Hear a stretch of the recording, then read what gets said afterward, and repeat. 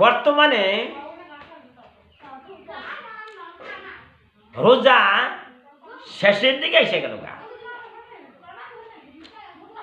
ধরেন এই যে মক্কা মদিনায় আগের দিন বেশি নামাজ পড়ে, ওইদিকে আগে চাঁদটা উদয় হয়। তাহলে যদি মক্কা মদিনায় হয়তো হয়তো চাঁদ আজকে উদয় হয়ে যায়, যেমন আজকে উদয় হইল, তাহলে মক্কা মদিনায় নামাজ হবে শুক্রবারে। এখন এটা আমি কিছু এই জন্য বলি না যে সারা বিশ্বর যে তামাম পৃথিবীতে অনেক মোবাইল আছে, চাঁদ পরীক্ষা নিয়ে দেখবো যে ঈদটা কবে হব। কিন্তু আমরা আইডিয়া করতেছি হয়তো মক্কা মদিনায় ঈদ হব শুক্রবারে, আর আমাদের ভারতে, ইন্ডিয়ায়, বাংলাদেশে এই সমস্ত দেশে হয়তো ঈদ হবে শনিবারে। এটা আমরা আইডিয়া করতেছি। কিন্তু হাদিসে আছে রাসূল বলেছেন তোমরা চাঁদ দেখে রোজা থাকো, চাঁদ দেখে রোজা ভাঙ্গো, চাঁদ দেখে ঈদের নামাজ পড়ো। চাঁদের কথা কইছে, হাদিসে যেটা আছে ওইটাই হবে। তাই ওমর রাদিয়াল্লাহু তাআলা হইতে বর্ণিত আছে রাসূল বলেছেন।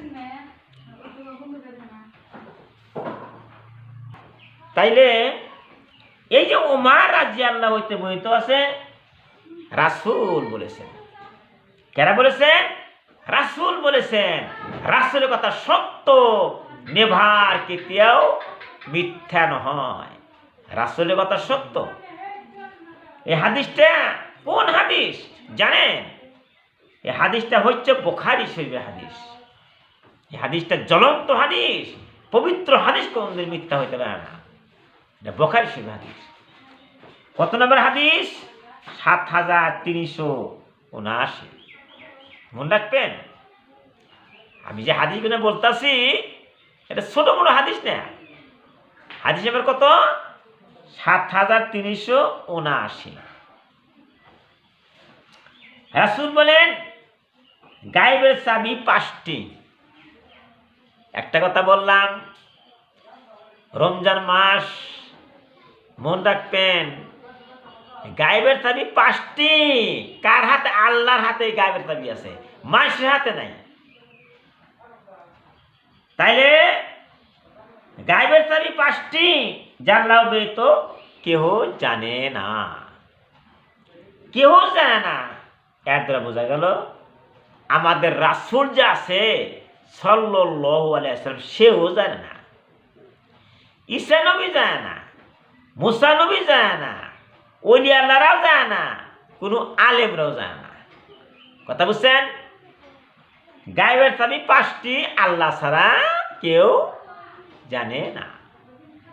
আল্লাহ is able to do all things, ইন্নাল্লাহ আলা কুল্লি শাইইন কাদির।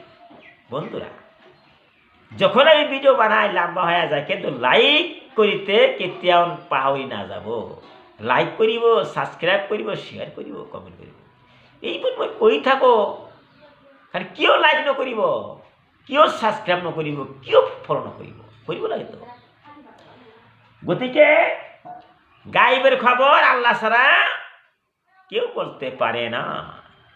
এক নাম্বার কি? মায়ের পেটে কি লুকায়া আছে তা আল্লাহ ব্যতীত কেউ জানে না। আমরা মায়ের পেটে দিয়ে খালাস হয়েছি, আমার মা কবরে চলে গেছে, আজকে অন্ধকার কবরে ঘুমায় ঘুমায় রয়েছে, কোন অবস্থায় আছে গো আমরা যাই না।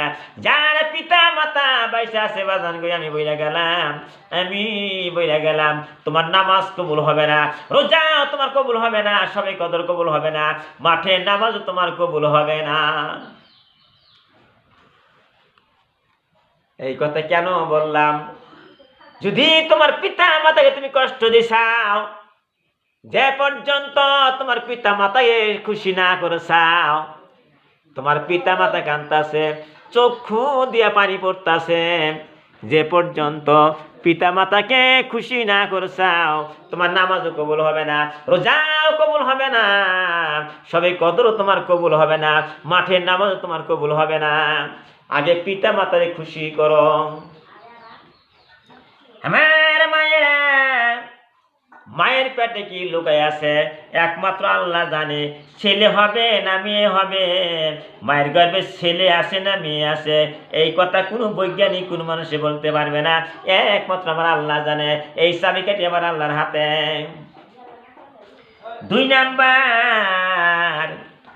2 নাম্বার হচ্ছে আগামীকালে কি ঘটবে।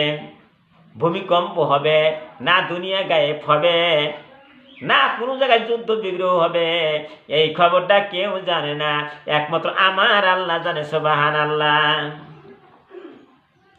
3 নাম্বার, বৃষ্টিপাত কখন হবে।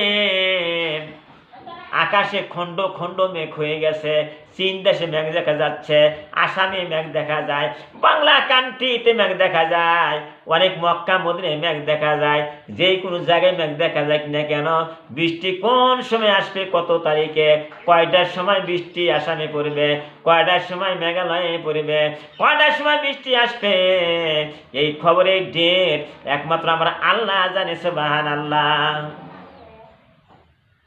আমার মায়েরা, 4 নাম্বার, কে কোন ভূমিতে মারা যাবে। আরেকটি কথাই বলতেছি, অনেক জায়গায় দেখা যায় লঞ্চ অ্যাক্সিডেন্ট হয়ে গেছে, যে বিমান অ্যাক্সিডেন্ট হয়ে গেছে, উড়োজাহাজ অ্যাক্সিডেন্ট হয়ে গেছে, আর জাহাজ অ্যাক্সিডেন্ট হয়ে গেছে, গাড়ি বাস অ্যাক্সিডেন্ট হয়ে গেছে, ট্রেন রেলগাড়ি অ্যাক্সিডেন্ট হয়ে গেছে, সে মানুষটা মারা গেছে। কোন সময় তুমি মারা যাইবা, 1 সেকেন্ড আগেও হবে না, পরেও হবে না, যখন তুমি মারা যাইবা তোমার আজরাইল তোমায় পাকড়ায় ধরবে, 1 সেকেন্ড আগেও হবে না, পরেও হবে না, ওই সময় জানটা তোমার বাইরে হয়ে যাবে। আমার আল্লাহ জানে মানুষটা কোন সময় মারা যাবে, কোন মাটিতে মারা যাবে, কোন দেশে মারা যাবে, কোন গ্রামে মারা যাবে, কটার সময় মারা যাবে, এই কথা সেও তো বলতে পারে না, একমাত্র আমার আল্লাহ জানে। তাই তোমরা এত বাহাদুরি করতেছি। অনেক মানুষ এখনো ভালো হয় নাই, রোজা থাকে, বড় বড় কথা, এখনো বাহাদুরি করতেছে, আমার বাড়ি আমার ঘর। তোমাকে 4 জন কান্দে করে যখন নিয়ে যাবে, মাথার মুঠি খুলিয়ে দিবে, পায়ের মুঠি খুলিয়ে দিবে, মানুষটাকে চিৎ করে মুখটা পশ্চিম দিকে শোয়া দিবে, আর কিভাবে শুয়ে দেয় কবরের মধ্যে। তোমার তো ভালো করে জানো, এখনো তার বাহাদুরি ছাড়লো না, এখনো বাহাদুরি করতেছে, হিংসা অহংকারী করতেছে। তুমি তো একবার কবরের কথা মনে করতেছ না।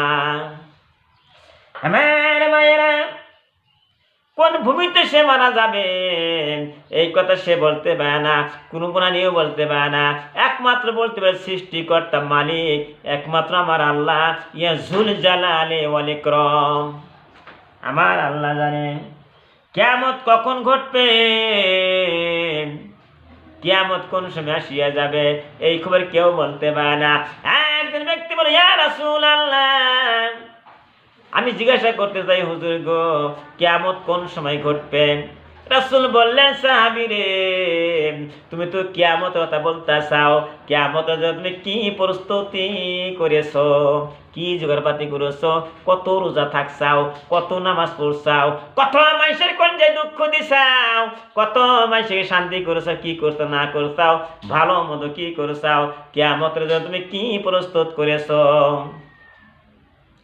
ওই সাহাবী বলে, ইয়া রাসূলুল্লাহ, আমি খুব একটা বেশি নামাজ পড়তে পারি নাই, রোজাও থাকতে পারি নাই, আমি কিছু কিছু আল্লাহর কাম করেছি হুজুর গো, কিন্তু আমি আল্লাহর নবীকে ভালোবাসি, আল্লাহকে বেশি ভালোবাসি। আমার নবী বলল, সাহাবী রে, সত্যি সত্যি তুমি নবীকে বেশি ভালোবাসো, আলেম উলামাকে বেশি ভালোবাসো, কিয়ামতের ময়দানে তুমি নবী আমি আলেম গোয়াতেই থাকবা। আরে আলেমরা তোমাকে ভালোবাসবো, নবীরা তোমাকে ভালোবাসবো, কারণ দুনিয়ার মধ্যে আলেমদের সঙ্গে তুমি থাকছাও, আলেমের কথা শুনছাও। আমার মায়েরা, আমার বিশ্ব নবী বলেন, সাহাবী রে,